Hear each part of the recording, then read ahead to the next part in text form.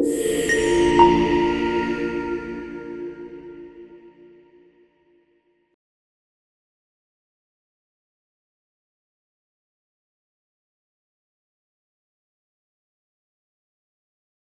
vamos a dar lugar para expresar unas breves palabras. ¿Quién primero? Hermana María. Adelante. Buenos días, hermanos. Mi nombre es María Félix López Rosas. Cuando acepté a Jesús en mi vida, pues empezó a cambiar mi vida. Y pues, como ya todos sabemos, yo solo quiero obedecer a Jesús. Y voy a leer un capítulo de la Biblia, que es Mateo capítulo 28, versículo 19 y 20. Por tanto, id y haced discípulos a todas las naciones, bautizadlos en el nombre del Padre, del Hijo y del Espíritu Santo, enseñándoles que guarden todas las cosas que os he mandado, y he aquí, yo estoy con vosotros todos los días hasta el fin del mundo. Amén. Amén. Pues gracias a Dios por nuestra hermana. ¿Quién sigue? ¿Yael? Hola hermanos, buenos días. Soy Yael González. Algunos hermanos no me conocen de la iglesia que vino.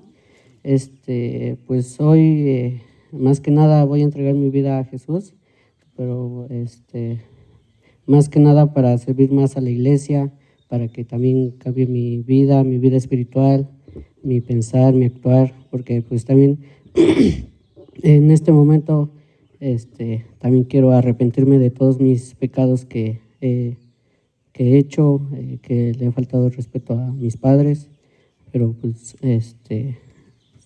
nada más quiero decir un versículo de la Biblia, que es el Salmo 23, que Jehová es mi pastor y nada me faltará, y hasta el momento pues nada me ha faltado. Tengo a la amada iglesia que me apoya, y pues eso sería todo. Dios les bendiga.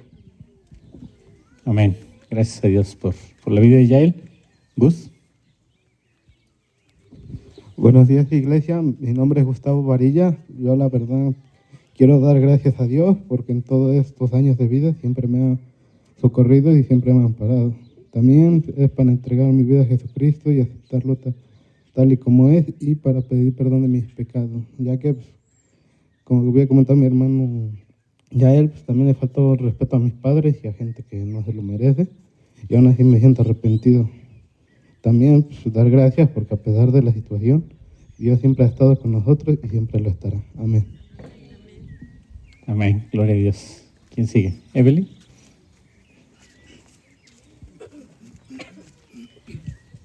Hola, buenas tardes. Yo me llamo Evelyn Ciclali Vázquez González y hoy quiero entregarle mi vida a Jesús porque he experimentado el amor de Dios y la gracia de Dios a través de mi vida.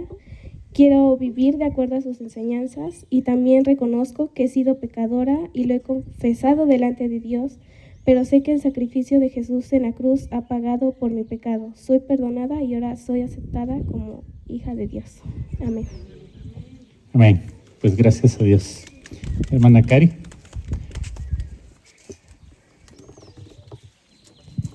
Buenos días, hermanos. Mi nombre es Karina Díaz y en este día quiero agradecerle al Señor que me buscó, que me rescató cuando estaba muerta en mi vida, estaba muerta en mis delitos y pecados, que desde ese día mi vida ha cambiado mucho. Él ha sido un padre, un esposo, un amigo que no me ha dejado sola, nos ha sustentado, nos ha provisto de lo necesario y nos ha guardado de tanta inseguridad. Como testimonio, pues en mi familia pasó un asalto fuerte, entonces ese día, toda una semana mi hijo Juan se vio muy grave y pues pasamos por un cuadro de influenza. Entonces entendía hasta que pues pasó eso, y ese día pues tenía que estar forzosamente con mis papás y no fui por no contagiarlos. Entonces después pues el Señor me hizo saber que nos había guardado de esa situación, y pues solamente quiero agradecerle. Pues me bautizo porque me identifico con Jesús en su muerte y en su resurrección. Y pues le agradezco que haya puesto en mi corazón el obedecerle, que es un mandamiento pues a todos los que creemos en Él. Y pues mi único deseo de aquí en adelante es amarlo con todo mi corazón, con toda mi alma y con toda mi mente. Amén. Pues es bueno y no se guarden el aplauso, apláudanle a nuestros hermanos que hoy están rindiendo un testimonio de que han entregado su vida a Cristo, de que Cristo los ha tomado en su mano, de que al bajar a las aguas ellos se están identificando con la muerte de Cristo. Eso significa el ser sumergidos en el agua, identificarse con la muerte de Cristo, pero también al salir del agua es un simbolismo de la identificación con la resurrección de Cristo. Levantarse más bien, primero morir a nuestra vieja naturaleza, resucitar a una nueva naturaleza, a una vida nueva en Cristo y andar en un camino nuevo en Cristo. Queremos también aclarar, el bautismo es sumersión y volver a salir, pero en el caso específico de Yael no puede sumergirse al agua por la enfermedad que muchos sabemos de él, pero su deseo es obedecer al Señor, su deseo es tener esta identificación con Cristo y al mismo tiempo con la iglesia. Entonces la manera en que vamos a hacer el bautismo con él es únicamente mojarlo, empaparlo, de manera que él quede empapado, pero el simbolismo delante de la iglesia y sin duda delante de Cristo es el mismo, es la identificación con la muerte y resurrección del Señor Jesucristo y salir para andar en una vida nueva. Así que vamos a proceder y andar en obediencia. Obviamente esto que hacen ellos es en obediencia al mandato del Señor, así como lo decíamos hace un momento, es un mandato de obediencia al Señor. Así que pues vamos a presenciar los bautizos.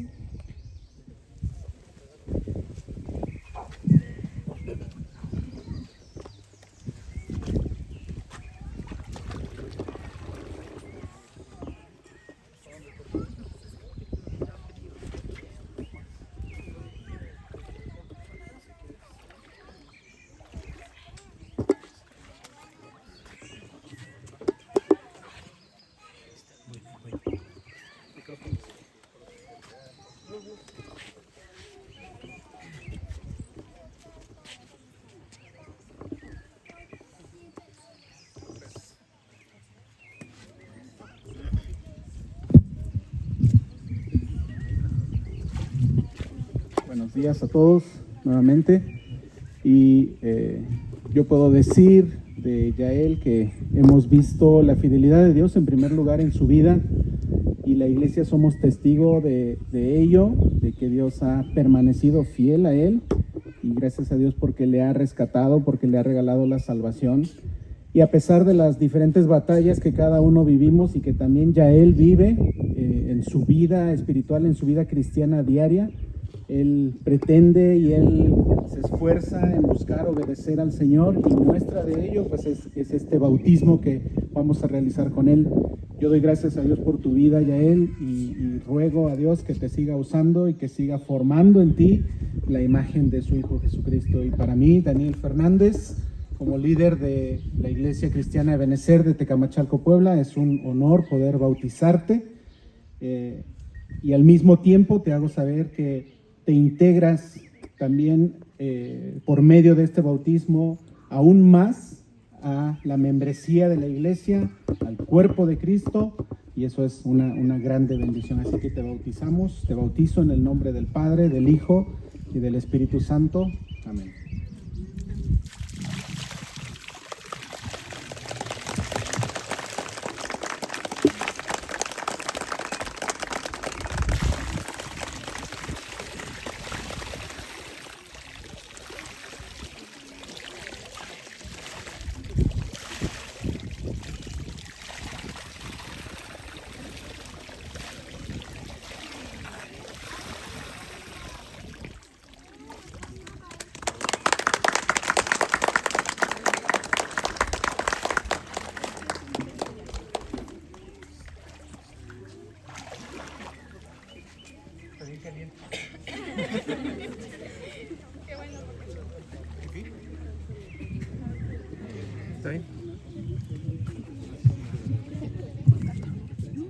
No te estorbo yo.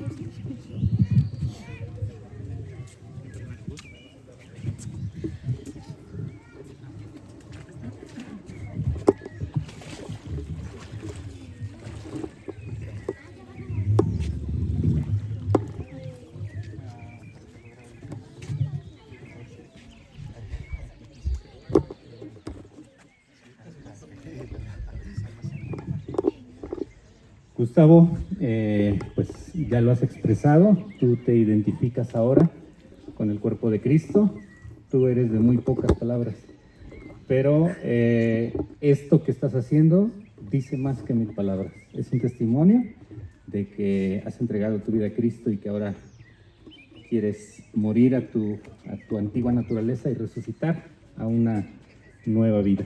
Entonces, para mí es un honor llevar a cabo junto contigo este acto de obediencia al Señor, y como parte del liderazgo de la iglesia, es para mí un honor, un privilegio bautizarte y dar este testimonio a la iglesia de tu obediencia. Y yo te bautizo también en el nombre del Padre, del Hijo y del Espíritu Santo.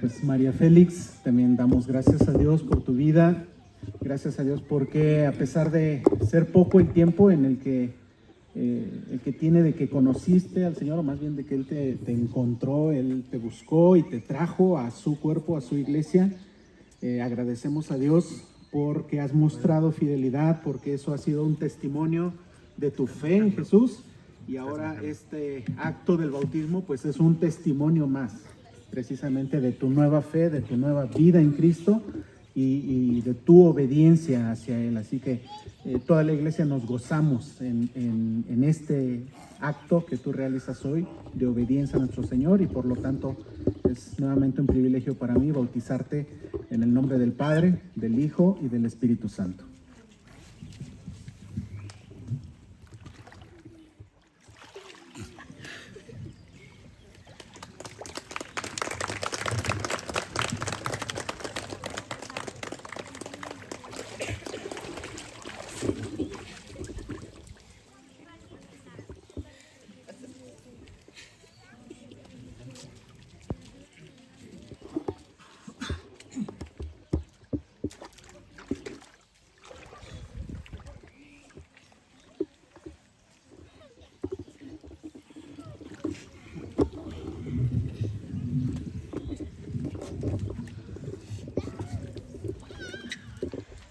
Evelyn, pues de la misma manera que nuestros hermanos, pues tú estás dando hoy un testimonio de que aún siendo joven, pues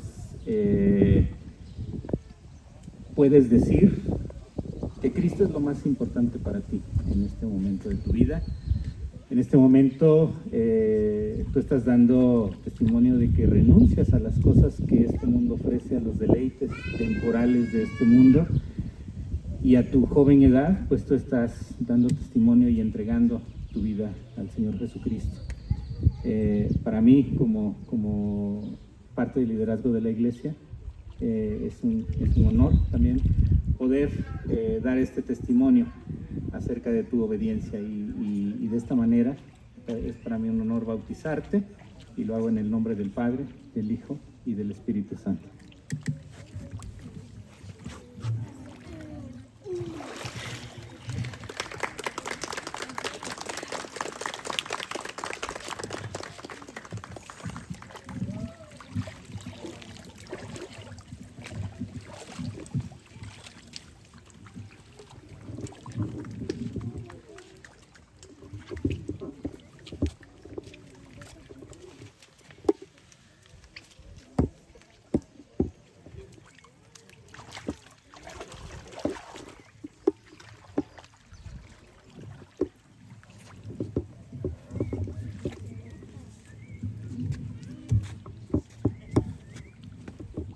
Pues gracias a Dios por tu vida, Cari.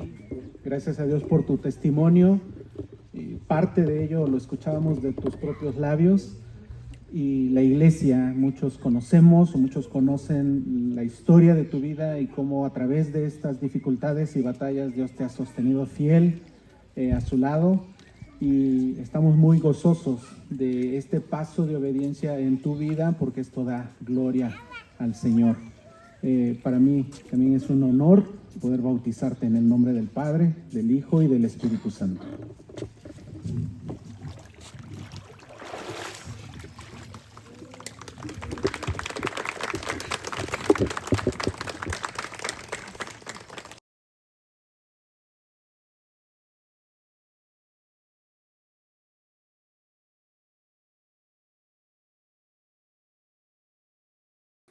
En lo que se prepara aquí el equipo, les pido que ahí donde están, inclinen su rostro y vamos a poner este tiempo en manos de Dios. Señor, yo te doy gracias una vez más por la oportunidad que nos das de reunirnos, de congregarnos y ahora en un espacio especial y en compañía también de otra congregación. Así que juntos como hermanos estamos aquí presentes delante de ti con el único propósito de honrarte, de adorarte, de bendecir tu nombre, pero también de obedecerte y en este caso también para meditar en torno a tu palabra.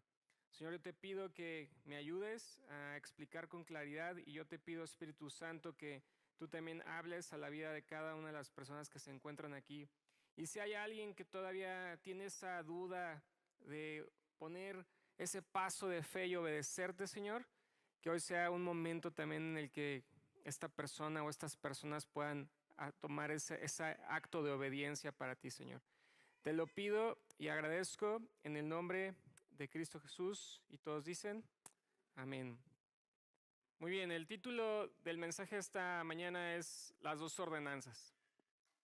Y yo quisiera comenzar preguntándote, levanta la mano quién fue educado, creció en la iglesia católica, por ejemplo. ¿Quién creció como en la iglesia católica? ¿Ok? Muy bien. Levanten la mano quien creció ya en una iglesia cristiana, protestante, evangélica. Ok, tenemos un muy buen público aquí. Perfecto. Y levanten la mano el que creció sin nada, siendo ateo, casi alejado totalmente de Dios. Okay, sí, tenemos allá un jovencito atrás, levantando la mano. Muy bien, pues la gran mayoría de ustedes creció en una iglesia cristiana, evangélica, protestante. Pero para aquellos que crecieron en una iglesia católica, probablemente en lugar de escuchar el tema de ordenanzas, han escuchado hablar de sacramentos. Incluso en algunas congregaciones se sigue empleando ese término, sacramento. Y es importante, primero que nada, hacer la distinción entre sacramento y ordenanza. Es importante que tengamos esa claridad, especialmente porque al final del día vivimos en un país predominantemente católico en el que suelen hablar sobre los sacramentos. También hay un debate por ahí entre que si son 7 sacramentos o solo 2 sacramentos, especialmente cuando hay esa distinción entre sacramento y ordenanza. Entonces, lo primero que quiero hacer con ustedes es que tú entiendas la diferencia entre ambos. De acuerdo a la Iglesia Católica, los sacramentos son signos eficaces de la gracia instituidos por Cristo y confiados a la iglesia, por los cuales nos es dispensada la vida divina. Y ahí como que no se entiende mucho todo esto que dice ahí, ¿no? Pero si tú alguna vez tomaste catecismo, esto te lo explicaron y lo tuviste que haber aprendido. Dios quiso comunicar su gracia de manera sensible a través de palabras y acciones para que al hombre le fuera más fácil entender. Esos son los sacramentos. Y los sacramentos son un puente entre Dios y el hombre, todo esto de acuerdo a la Iglesia Católica, son signos sensibles de una realidad sagrada, espiritual, invisible, no se puede palpar la gracia, y trascendente. Mediante ellos, los fieles se unen a Dios y participan de manera misteriosa y real de la vida divina.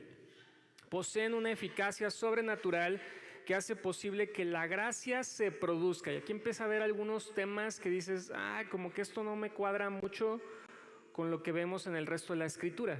Porque fíjate lo que dice ahí, que los sacramentos permiten que la gracia se produzca. No son algo que significa la gracia, sino que la producen. Y el significado etimológico de la palabra nos deja mucho más claro el porqué de los sacramentos, al menos desde la perspectiva de la Iglesia Católica. En el sentido etimológico, la palabra latina sacramentum es un sustantivo que se deriva del adjetivo sacer o sacra o sacrum, que significa algo que santifica. Los sacramentos son medios de salvación, eso es lo que dice la Iglesia Católica. La gracia es un don sobrenatural que Dios nos concede para poder alcanzar la vida eterna y es recibida a través de los sacramentos. Nosotros sabemos muy bien que la gracia, como su mismo nombre lo indica, es gratuita. No tienes nada que hacer para recibir gracia de Dios. La gracia no depende de lo que tú hagas, tú no la puedes producir. La gracia es un favor no merecido de parte de Él. Y sabemos perfectamente bien que la gracia no es un medio, o más bien el practicar ciertas cosas más bien, no es para lograr salvación. Ahora te voy a poner un ejemplo para que quede claro el porqué de los sacramentos. Lo que tienes que entender entonces es que en el término más general, un sacramento, de acuerdo a la Iglesia Católica, es algo que te santifica y entonces alcanzas salvación. Por tanto, es mejor ocupar los términos ordenanzas, porque una ordenanza es un rito cristiano. Si practicamos ciertas cosas que podrían ser clasificadas como rito. Lo acabamos de hacer allá afuera en el agua y lo vamos a hacer en un momento más con la Cena del Señor. Es un rito que se asocia a elementos tangibles como el agua, el pan, el vino, y es celebrado por la Iglesia de Jesucristo. Pero desde la antigüedad, cuando empieza la Reforma Protestante y empiezan a ver esta diferencia entre lo que la Iglesia Católica estaba enseñando, el nombre de ordenanza se asoció con esos ritos que hacía la Iglesia Católica, y entonces las iglesias protestantes hicieron la ruptura decisiva con la Iglesia Católica, y entre los argumentos de algunos protestantes estaba el rechazo al nombre sacramento. Dijeron, ¿sabes qué? No podemos ocupar ese término, porque hay una connotación que va en contra de lo que nosotros vemos en el resto del Evangelio. Porque consideraban que tenían demasiadas connotaciones asociadas con la teología y prácticas católicas del bautismo y la Cena del Señor. En su lugar, estas iglesias protestantes pusieron el nombre de ordenanza, lo que significa que estos ritos fueron ordenados o instituidos por Cristo mismo. Entonces simplemente nos limitamos a decir, estamos haciendo un par de cosas que nos han sido ordenadas por el Señor Jesucristo. ¿Alguien sabe, de acuerdo a la Iglesia Católica, cuáles son los 7 sacramentos? ¿Alguien se acuerda de los que tomaron catecismo cuando eran jovencitos, jovencitas? ¿Sí se acuerdan cuáles eran los 7 sacramentos o no se acuerdan?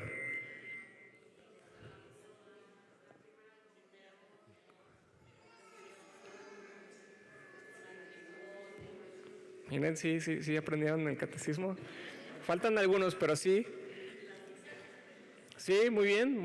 Miren, aquí está nada más como un breviario cultural, pero ahorita te voy a hacer el ejemplo de lo que sucede justo con las ideas detrás de esto.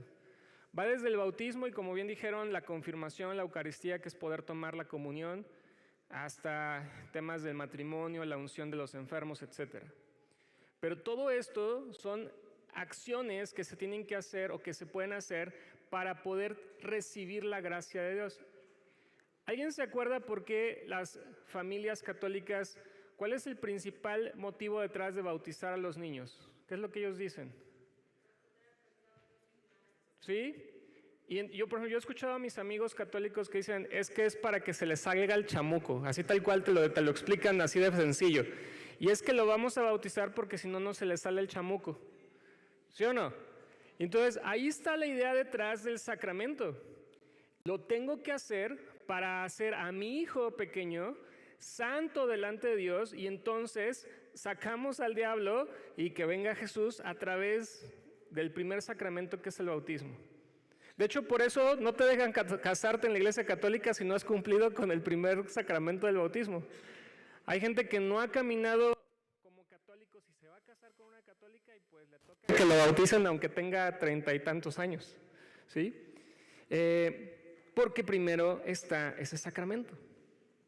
Ahora, desde ahí ya hay contradicciones terribles con el resto del Evangelio. Nosotros no bautizamos niños y no lo acabamos de hacer allá afuera para que se te salga el diablo, ¿no? Si tú piensas que ahorita mejor si te echas a la pila bautismal o a la alberca para que te saquen el diablo, estás equivocado en el entendimiento de lo que es el bautismo. Y por tanto nosotros solo tenemos 2 ordenanzas. Y son ordenanzas, no sacramentos, y estas son el bautismo y la cena del Señor. Estas 2 ordenanzas requieren fe y obediencia. Acabamos de cantar obedecer, ¿no? Ese es el primer paso, obedecer. Ambas ordenanzas requieren fe porque tienes que creer en lo que estás haciendo, y la segunda es que hay que obedecer. Entonces vamos a platicar de las 2 cosas. Primero, iniciando con el bautismo. Y me encanta, justo haciendo alusión a esta diferencia con los sacramentos, una frase que encontré del famosísimo predicador Spurgeon. Y él dice lo siguiente, o él dijo lo siguiente más bien: el bautismo es para los santos, no para los pecadores. El bautismo no te salva, te bautizas porque ya eres salvo. Bien diferente. Hay gente que de repente cuando viene a la iglesia cristiana, evangélica, protestante, dice: no, es que yo ya me bauticé cuando era pequeño, o cuando era un bebé, cuando era un niño me bautizaron. Y una de las explicaciones muy sencillas que tú le tienes que hacer a alguien así es: a ver, ¿ese acto fue acto de fe tuyo cuando eras niño o un bebé, o fue un acto de fe de tu papá o tu mamá? Eso fue un acto de fe del adulto, no del menor. Entonces, si tú tienes con la idea de, es que a mí ya me bautizaron cuando tenía 2 años o 1 año, creo que estás a muy buen tiempo, especialmente si ya tienes como 40 y tantos, para bautizarte, si no lo has hecho. Porque este es para los que ya son salvos, no para los que no lo eran. Y entonces, primero que nada, vamos a recordar algunas cosas que ya leímos y que los que ya se bautizaron el día de hoy entendieron perfectamente en las sesiones que tuvieron previamente. Lo primero que hay que entender, pues, es que esta es una ordenanza que viene de parte del Señor Jesucristo. Y lo vemos, como leíamos hace un momento, en la famosísima Gran Comisión. En Mateo capítulo 28, antes de que Jesús esté por ascender a los cielos, Él va a dejar varias instrucciones, incluyendo la de bautizar. Pero si se fijan, previo al bautismo viene la instrucción de hacer discípulos. Entonces viene: vayan, hagan discípulos, y entonces los vas a bautizar, y después también les vas a seguir enseñando a que guarden todas las cosas que nos mandó el Señor Jesucristo. Pero viene la primera instrucción: hay que bautizarse. Te tienes que bautizar. Esa es una instrucción que nos da el Señor Jesucristo. Es una ordenanza que viene de su parte. Y yo lo que veo a lo largo del libro de los Hechos es que los discípulos le hicieron caso a esa instrucción. Y yo lo que veo es que empezaron a ser discípulos, pero empezaron a bautizar también. Y te quiero dar solamente un par de ejemplos de lo que sucede en los Hechos, y voy a estar resaltando algunas ideas para conectarlas con el tercer punto en relación al bautismo. Pero primero, los discípulos lo obedecieron y lo enseñaban.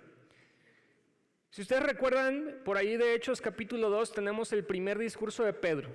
Este Pedro que ya está transformado. Este Pedro que unos capítulos antes en otro de los libros había negado a Cristo, se había hecho como que él no era discípulo, y de pronto tenemos un Pedro que ya está empoderado con el Espíritu Santo, predicando con toda autoridad.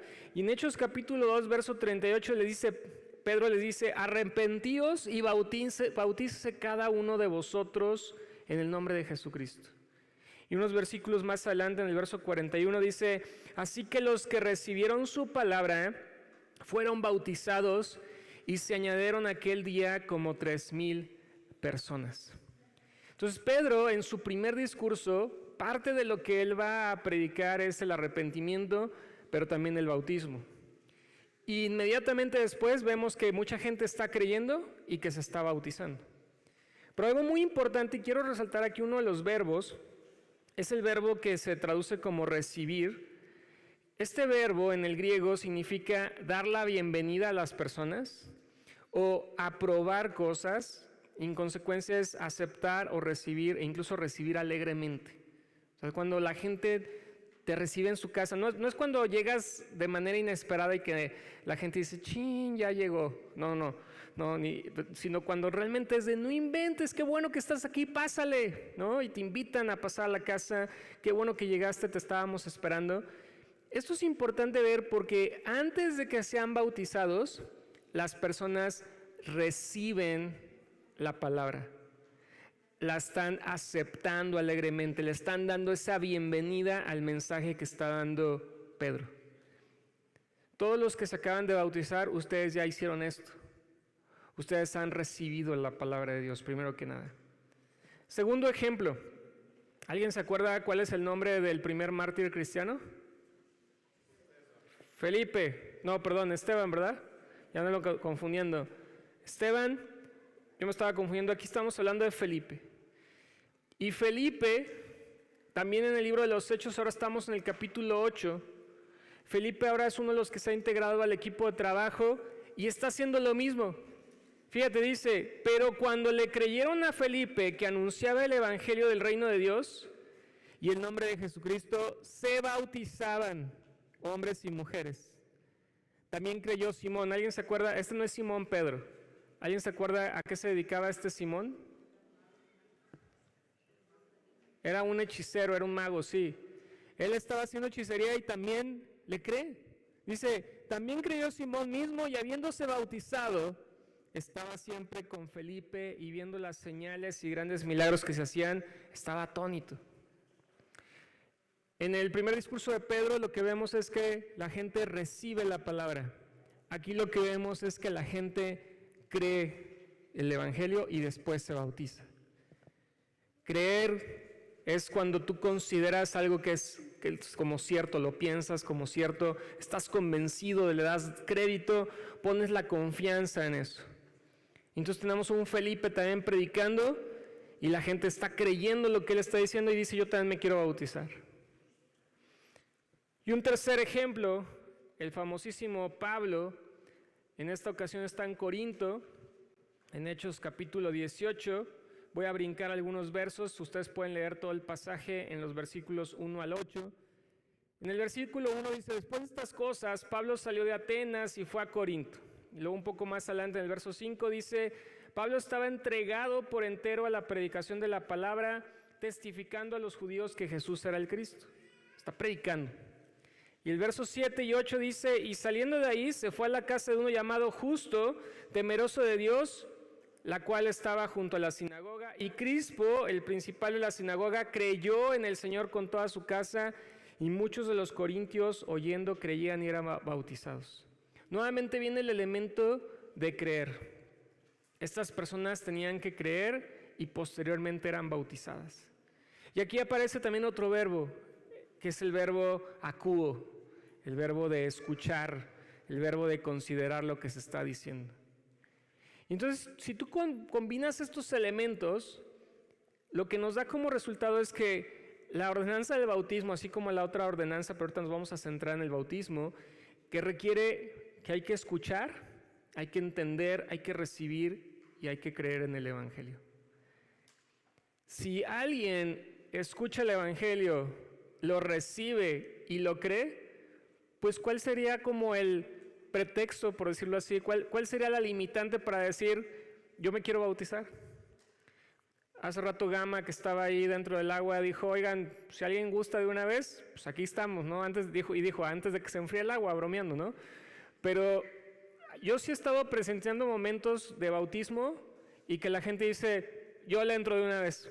Pásale, bienvenido. Si tú estás entendiendo y estás creyendo lo que está sucediendo acá, adelante, pásale al agua. Y justo esto es lo que vemos también en el famoso pasaje de Felipe y el etíope. Yo creo que varios de ustedes conocen este texto, lo quiero recordar porque es muy oportuno para lo que acabamos de vivir. Y ahorita lo voy a conectar con lo que explicaba también Gama con Yael. Dice en Hechos capítulo 8, comenzando en el verso 26, un ángel del Señor habló a la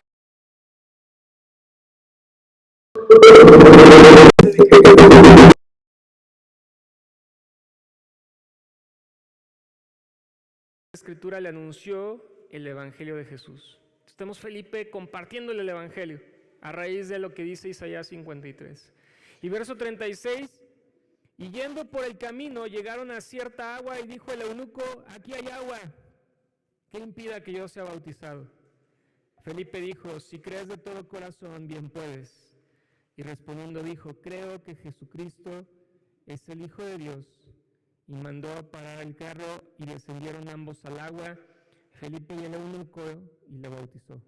Cuando subieron del agua, el Espíritu del Señor arrebató a Felipe y el eunuco no le vio más y siguió gozoso su camino. Entonces vemos ese patrón. En este caso, el etíope, el eunuco, está leyendo la Escritura, no comprende, pero viene alguien a predicarle, viene alguien a explicarle, lo escucha con atención, lo entiende, lo cree y dice, oye, ahí hay agua, yo ya me quiero bautizar. Y se paran y se bautiza. Algo que se explicó hoy con Yael, porque ahorita vamos a ver un elemento que tiene que ver con la forma del bautizo o del bautismo.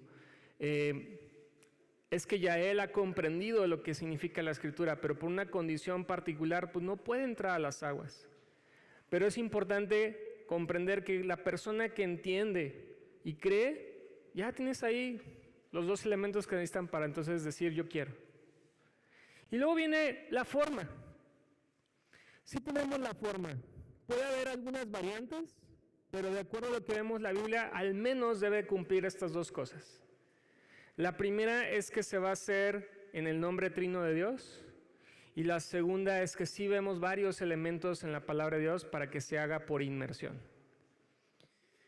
Como bien leímos en Mateo 28:19, la instrucción del Señor Jesús es: id, hagan discípulos, bautizándolos en el nombre del Padre, del Hijo y del Espíritu Santo.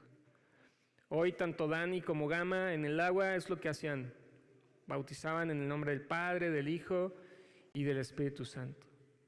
Y la segunda es que vemos elementos en la palabra de Dios para que se haga por inmersión y no por aspersión, que nada más te da una salpicadita, ¿no? En justo lo que leíamos del etíope, un ejemplo que vemos aquí es que dice que mandaron parar el carro, descendieron ambos al agua, Felipe y el eunuco, y le bautizó, y después subieron del agua. Tuvieron que entrar a las aguas, entrar, salir de las aguas. Y el mismo verbo bautizar significa eso. Baptizo es meter o sumergir. Eso es lo que significa. Meter o sumergir. Y luego Pablo nos lo explica con mayor detalle en Romanos capítulo 6, versos 3 al 4, dice: ¿o no sabéis que todos los que hemos sido bautizados en Cristo Jesús hemos sido bautizados en su muerte? Porque somos sepultados juntamente con Él para muerte por el bautismo, a fin de que como Cristo resucitó de los muertos por la gloria del Padre, así también nosotros andemos en vida nueva. Entonces Gama hoy explicaba eso, ¿no? Hay un simbolismo detrás.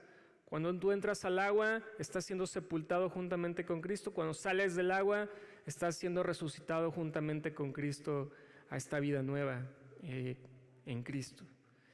Y Charles Spurgeon decía: el bautismo es la expresión externa de tu fe.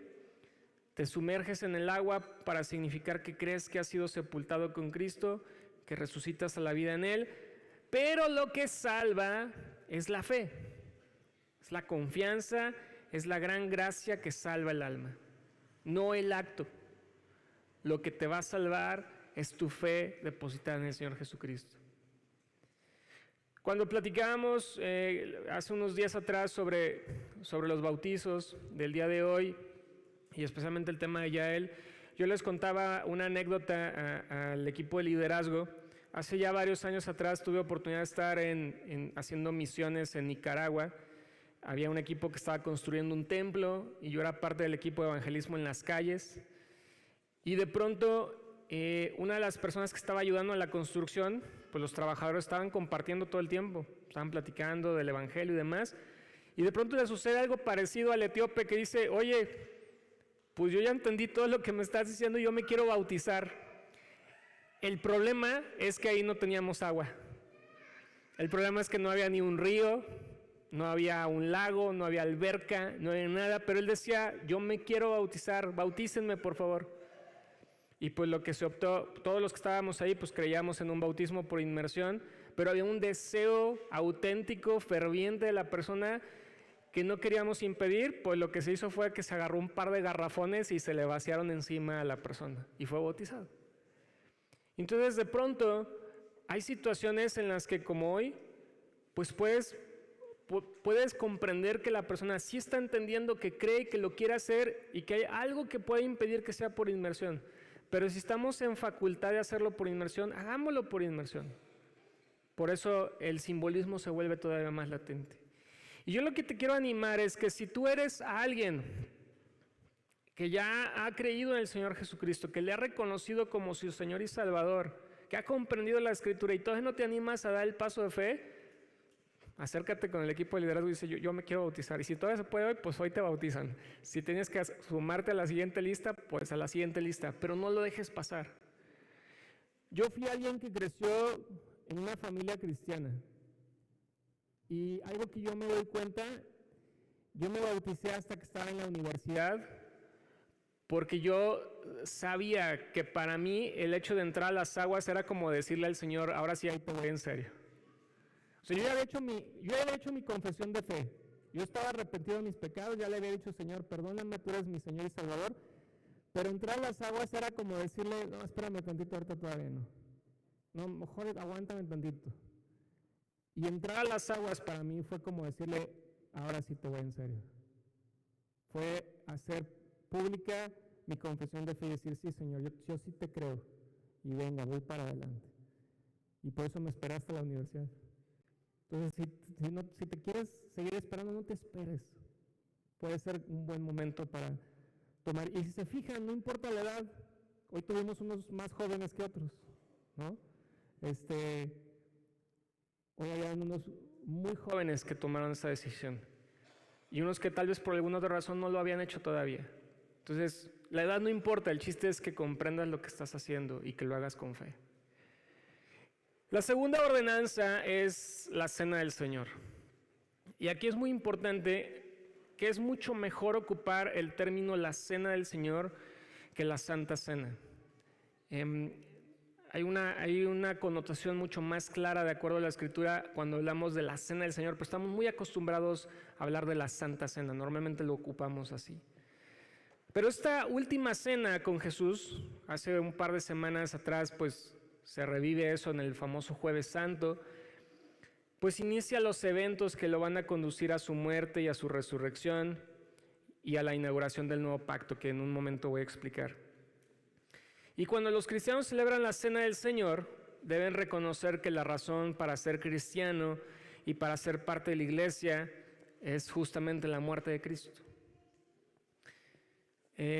Otro punto importante es que recibir el pan en la celebración de la Cena del Señor significa participar de los efectos del sacrificio de Jesús, cuya muerte expió el pecado. ¿Y esto por qué lo digo? Porque nuevamente, si pensamos en la Eucaristía o en la comunión o en la Cena del Señor como una manera en la que vas a recibir salvación, eso está equivocado.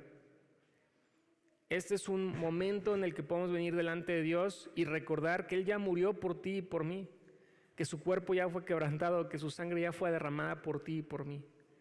Por eso dice ahí, recibir ese pan significa que ya participamos de esos efectos, no que en ese momento estás siendo salvo. Y como pasa con el bautismo, pues la ordenanza del Señor, pero la ordenanza de la Cena del Señor también viene de parte del Señor Jesucristo. En esa famosa última cena están reunidos ahí a la mesa con sus discípulos. En Lucas capítulo 22, versículo 14 al 20, dice así: cuando era la hora, se sentó a la mesa con él sus apóstoles y les dijo: cuánto he deseado comer con vosotros esta Pascua antes que padezca. Porque os digo que no la comeré más hasta que se cumpla en el reino de Dios. Y habiendo tomado la copa, dio gracias y dijo: tomad esto y repartirlo entre vosotros, porque os digo que no beberé más del fruto de la vida hasta que el reino de Dios venga. Versículo 19 y 20. y tomó el pan y dio gracias y lo partió y les dio, diciendo: esto es mi cuerpo, que por vosotros es dado, haced esto en memoria de mí. De igual manera, después que hubo cenado, tomó la copa, diciendo: esta copa es el nuevo pacto en mi sangre, que por vosotros se derrama. Entonces Jesús instaura la cena del Señor en esa última cena, pero también viene una indicación: quiero que lo hagan, quiero que lo sigan haciendo, y lo van a hacer en memoria de mí. Y justo vemos que los discípulos también lo obedecen. A lo largo del libro de los Hechos también lo vemos, y después muy contundente con Pablo. Solamente en ese mismo discurso de Pedro, hacia el término de ese capítulo 2 de Hechos, dice así el versículo 41 y 42, y luego brinco al 46. Así que los que recibieron su palabra fueron bautizados, como ya leíamos. Se añadieron aquel día como 3,000 personas y perseveraban en la doctrina de los apóstoles, en la comunión unos con otros, en el partimiento del pan y en las oraciones.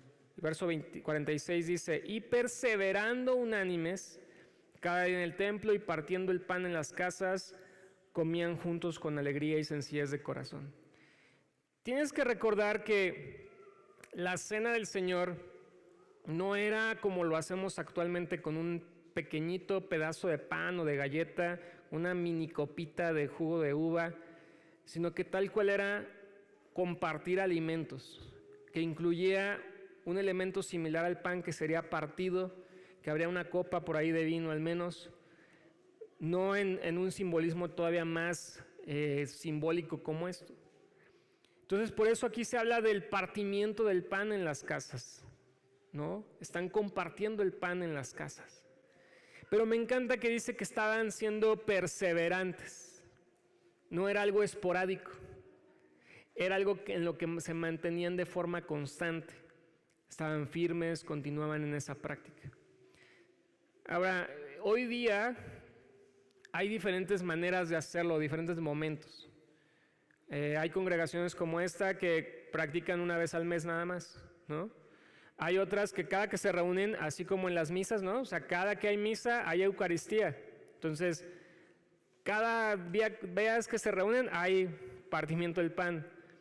Hay gente que lo aplaza todavía más, una vez al mes, una vez al año. El chiste es que lo hagas de acuerdo a lo que viene en la palabra de Dios. No tanto tenemos estipulado el tiempo, pero lo que sí vemos en la iglesia primitiva es que lo perseveraban, era algo constante que estaban haciendo. Y no solo eso, vemos a un Pablo que también se apega a esa instrucción, y a la iglesia de Corinto le va a hablar muy fuertemente en relación a la cena del Señor.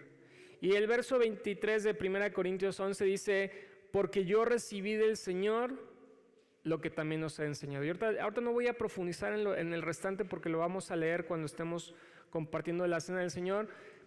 Pero lo que yo sí veo en Pablo es que está poniendo en práctica algo que él ya recibió.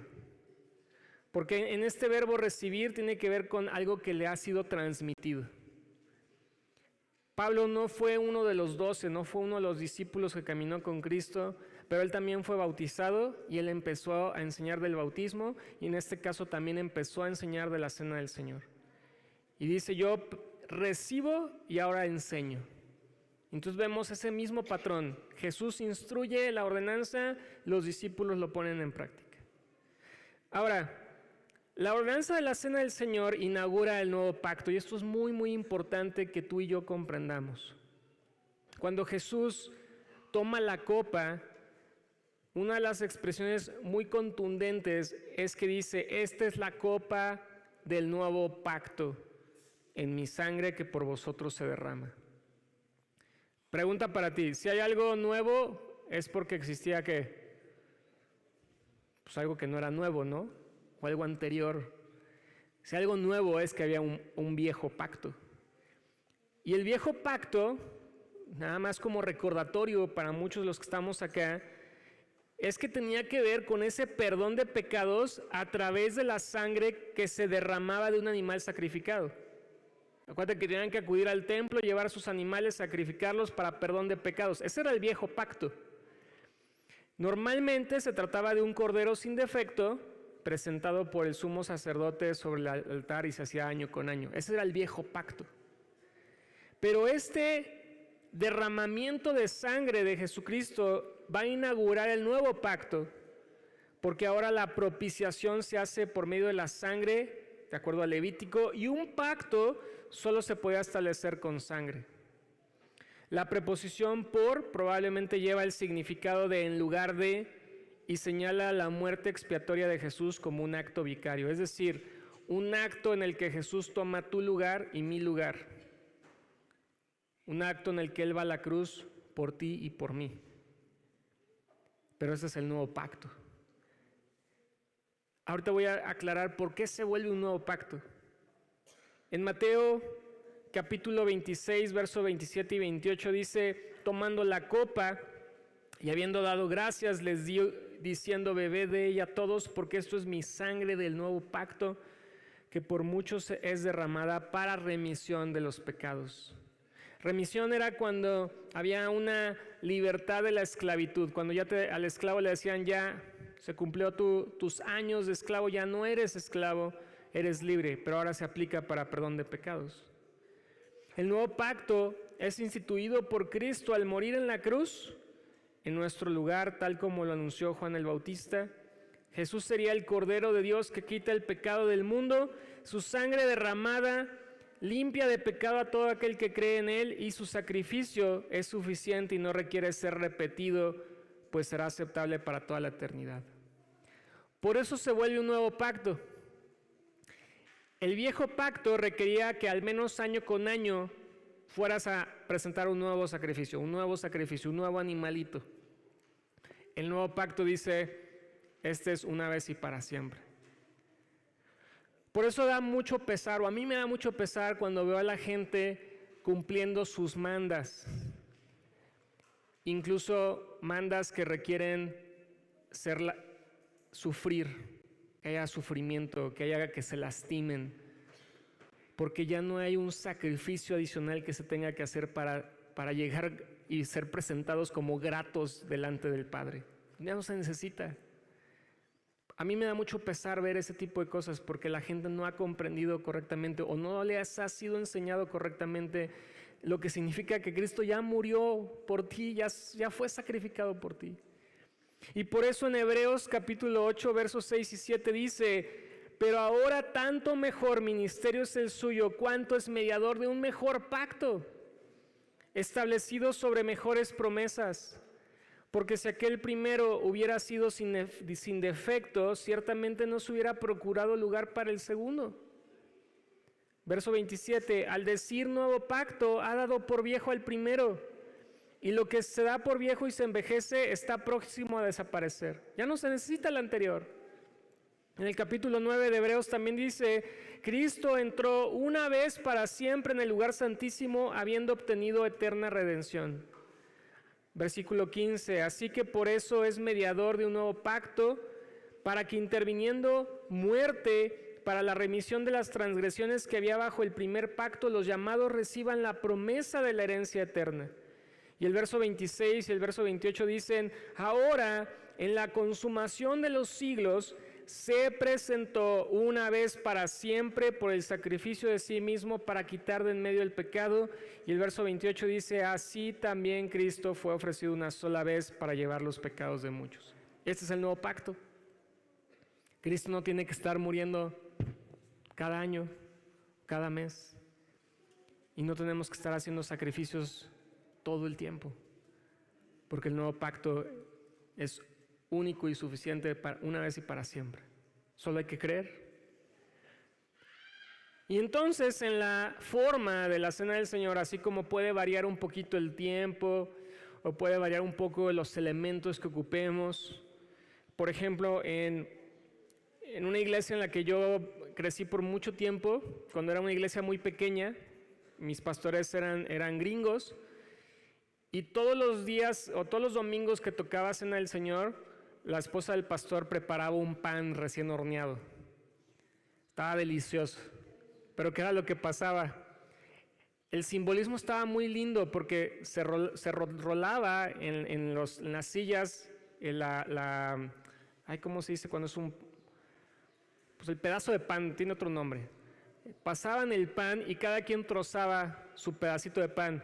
Pero había gente que quitaba un cachotote y se lo guardaba casi para el rato, de tan rico que estaba ese pan.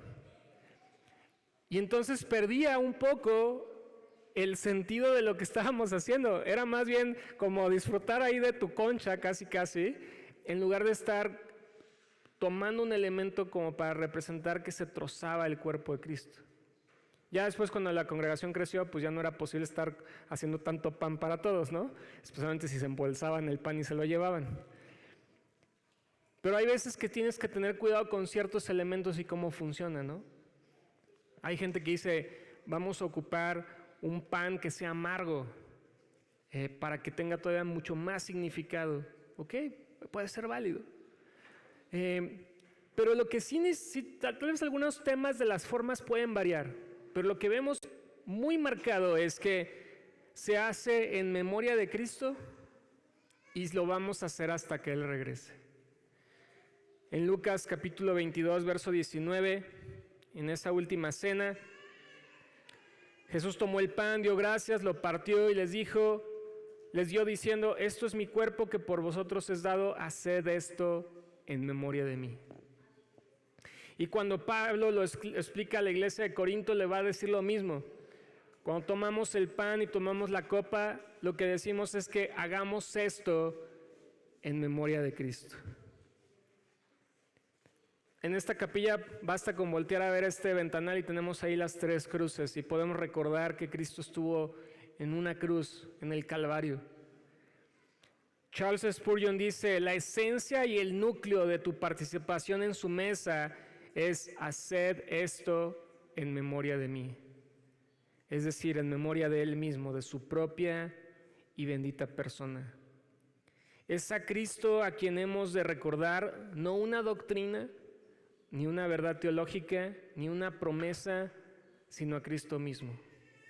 Es decir, en el momento en que estamos tomando del pan y la copa, lo más importante que tiene que estar sucediendo en ese momento es recordar qué fue lo que Cristo hizo por ti y lo que sigue haciendo por ti.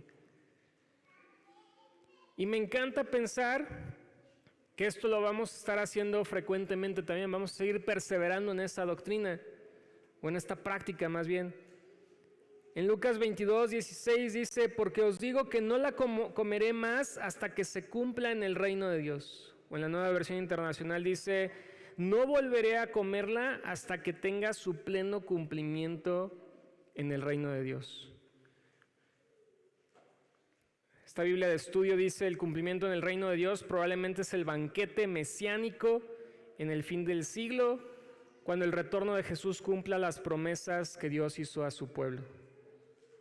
Y en 1 Corintios 11, 26 dice, así pues, todas las veces que comieres este pan y bebieres esta copa, la muerte del Señor anunciáis hasta que Él venga.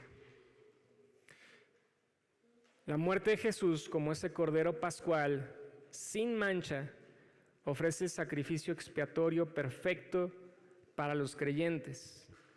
Pero será su retorno el que traiga la plenitud de los efectos y el cumplimiento de este sacrificio expiatorio en los creyentes.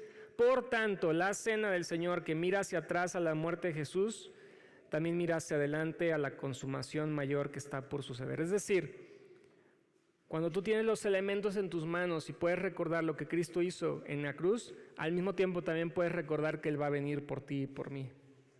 Que Él va a regresar. Y entonces, de manera pues muy general, cuando consideramos estas dos ordenanzas, la Cena del Señor pues es una conmemoración instituida por el Señor Jesucristo en esta noche que fue entregado. Es una práctica que realizaremos hasta que Cristo regrese de nuevo, y como el bautismo también es una ordenanza para sus discípulos. En unos momentos más vamos a participar de la Cena del Señor. Y yo te animo que cuando lo hagamos, yo voy a ir guiándoles, pero cuando lo hagamos tengamos en cuenta esto que acabo de explicar.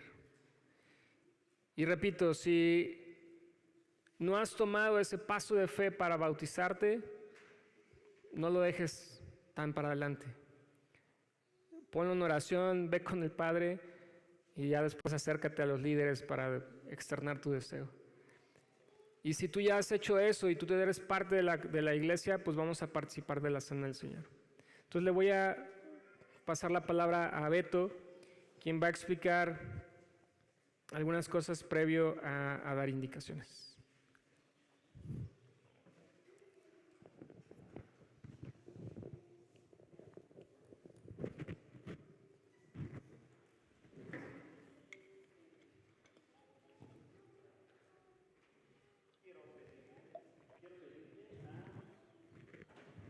María Félix, pase aquí, por favor.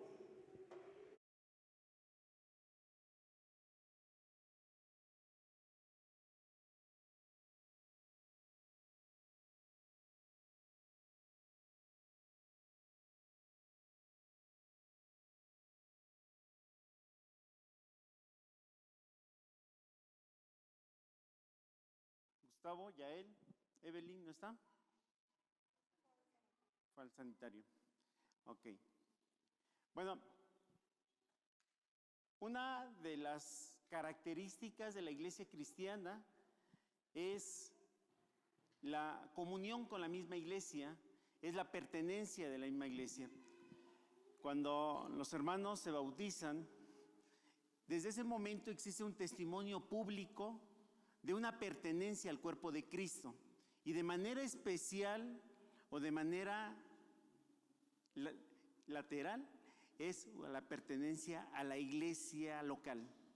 Y en este momento quiero presentarles a Yael, quiero presentarles a Gustavo, a María Félix y a Cari como parte de la iglesia cristiana Ebenezer.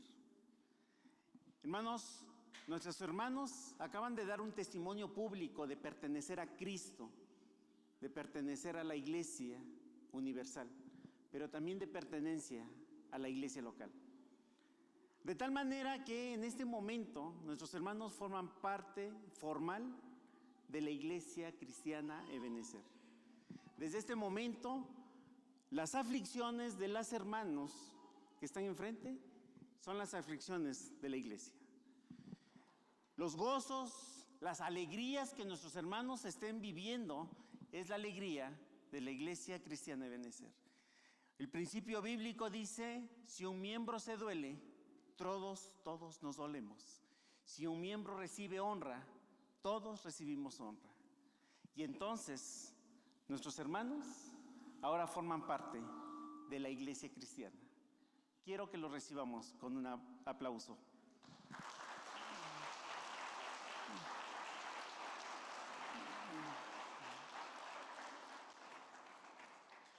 Yael, Gustavo, María Félix y Cari, quiero presentarles a la iglesia, que es los hermanos que van a estar orando por ustedes, los hermanos que están preocupados por su vida espiritual, los hermanos que están preocupados por su vida integral, por toda su vida. Su vida ya no está dividida entre la vida secular y la vida cristiana o la vida religiosa. Es una sola vida.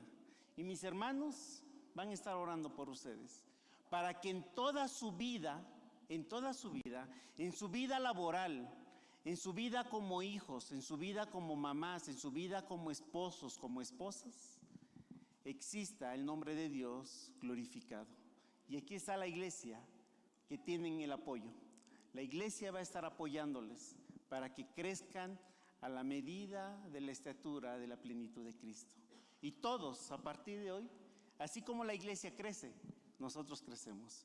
Bienvenidos a la iglesia, y a partir de hoy también participamos de la comunión de Dios. Lo que estamos escuchando, esta es su primera participación de la comunión. Bienvenidos a casa. Pueden pasar a su lugar. Adelante.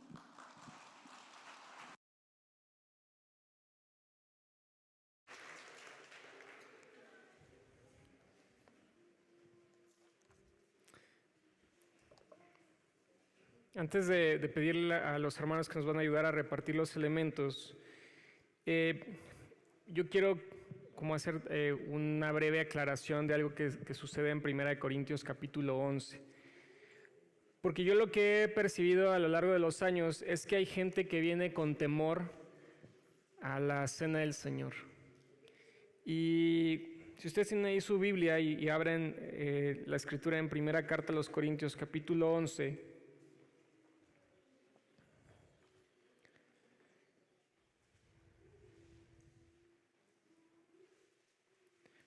muchas veces se hace énfasis en los versículos 27 y 28.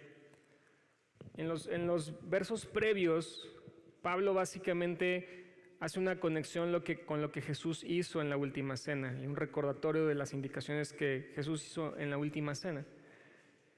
Pero en los versos 27 y 28 dice, y el 29, de manera que cualquiera que comiera este pan o bebiera esta copa del Señor indignamente, será culpado del cuerpo y de la sangre del Señor.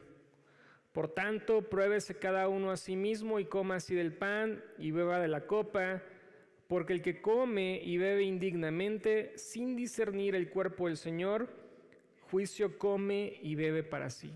Y mira, yo no sé si a ti te ha pasado, a mí me llegó a pasar, especialmente de joven, que yo en el momento de la cena del Señor decía, híjole, ¿qué se me hace que hoy paso? ¿Qué se me hace que hoy vengo medio mal? No vaya a ser, como dice en el verso 30, por lo cual hay muchos enfermos y debilitados entre vosotros y muchos duermen mejor. Yo no me quiero enfermar y yo no me quiero morir. Hoy yo no participo de la cena del Señor. Si tú piensas en el sacramento de la Eucaristía, los católicos, para poder participar de la Eucaristía, ¿qué tienen que haber hecho antes? Tuvieron que ir a confesar. Si no te confiesas, no puedes participar. Y muchas veces hacemos ese vínculo de forma inmediata. Si tú no pasaste con el Padrecito, no puedes participar en la Eucaristía. Cuando vemos estos versos, hay que entenderlo en el contexto. Porque mira, te lo voy a poner de una forma bien sencilla.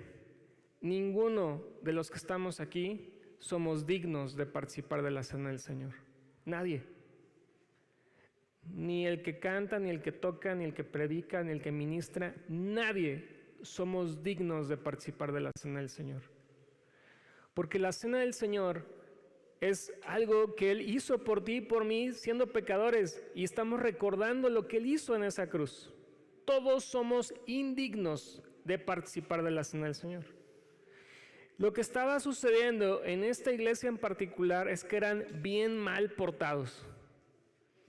Y si echas un vistazo al mismo capítulo, fíjate cómo en el verso 2 íbamos bien. En el verso 2 de 1 Corintios 11, Pablo les dice, os alabo, hermanos, porque en todo os acordáis de mí y retenéis las instrucciones tal como os las entregué. Les está echando porras, los está felicitando. Felicidades, mis brothers. Vamos muy bien. Súper. Pero ¿qué crees? Fíjate cómo cambia. Tú puedes leer del verso 2 al 16 de qué los felicitó. Y en el verso 17 les dice, pero al anunciaros esto que sigue, no os alabo. Y aquí viene la explicación de cómo estaban practicando la cena del Señor de forma indigna.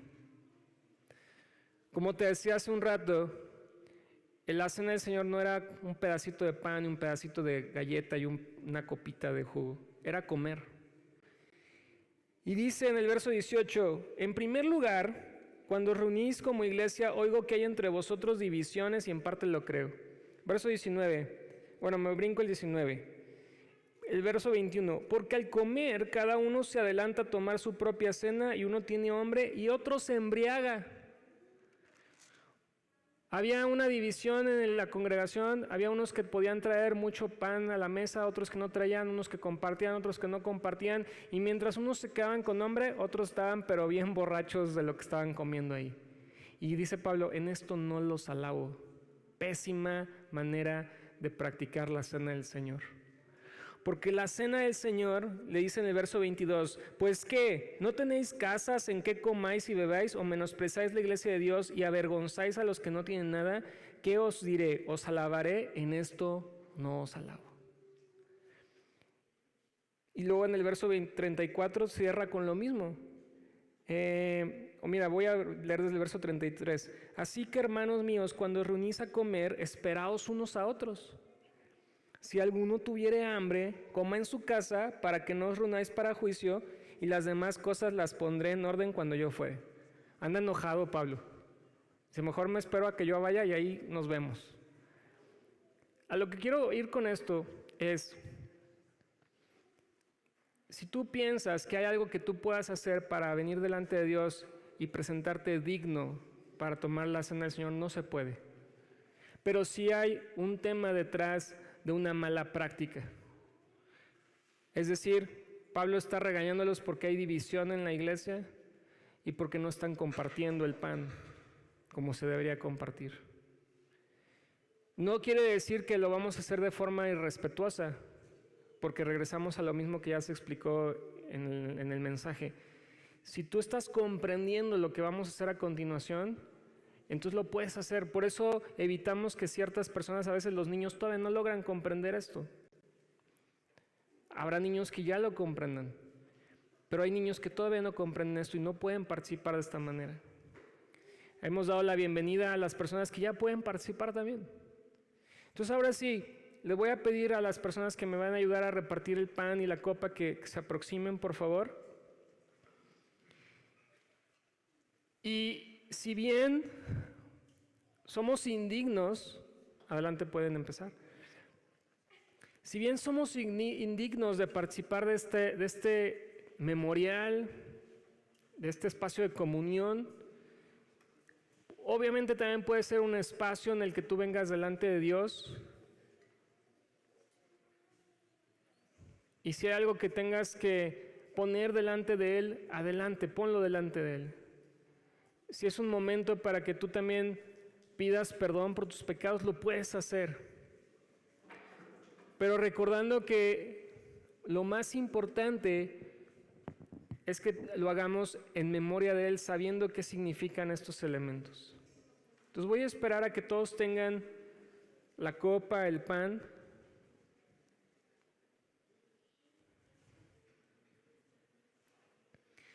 La cena del Señor también es un momento de agradecimiento. La cena del Señor es un espacio en el que podemos tener comunión como hermanos, incluyendo en este momento hasta 2 congregaciones diferentes que aquí se reúnen.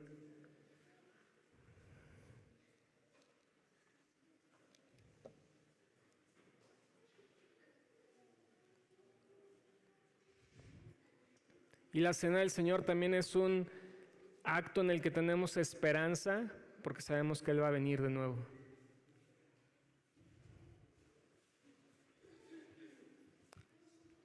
Yael, si me regalas a mí uno.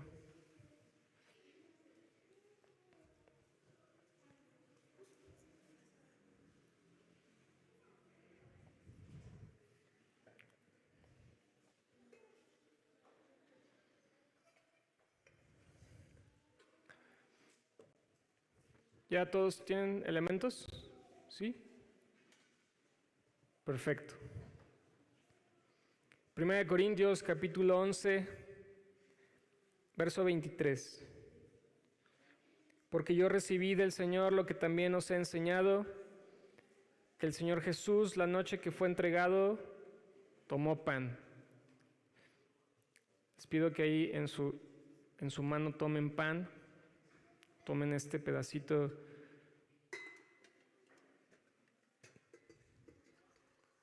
que representa pan, que representa el cuerpo de Cristo, que fue quebrantado en la cruz. Dice, habiendo dado gracias, lo partió, pensando que tiene un pedazo de pan, lo parte. Y dijo, tomad, comed, esto es mi cuerpo que por vosotros es partido, haced esto en memoria de mí. Señor, hoy te damos gracias y hoy te recordamos que tu cuerpo fue quebrantado en esa cruz del Calvario por perdón de pecados. Tu cuerpo fue molido. Tú fuiste llevado ahí como un cordero que es llevado al matadero, Señor. Y hoy te damos gracias por ese sacrificio en la cruz. Mientras tomamos y comemos de este pan, recordamos ese sacrificio. pueden tomar del pan.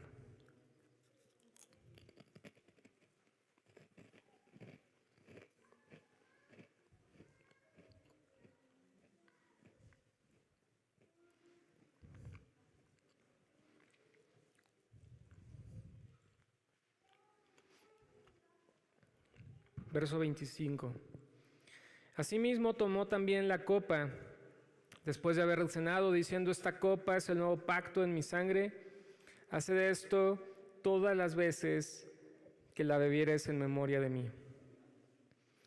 Esta copa representa la sangre derramada de Jesús en la cruz del Calvario. Derramó toda su sangre porque necesitaba derramamiento de sangre para perdón de pecados. Señor, hoy te damos gracias porque no solo tu cuerpo fue molido, sino que tu sangre fue derramada por redención nuestra, por propiciación del pecado. Y tú tomaste nuestro lugar ahí, Señor. Gracias por la cruz, gracias por tu sangre derramada que nos limpia de todo pecado. Pueden tomar de la copa.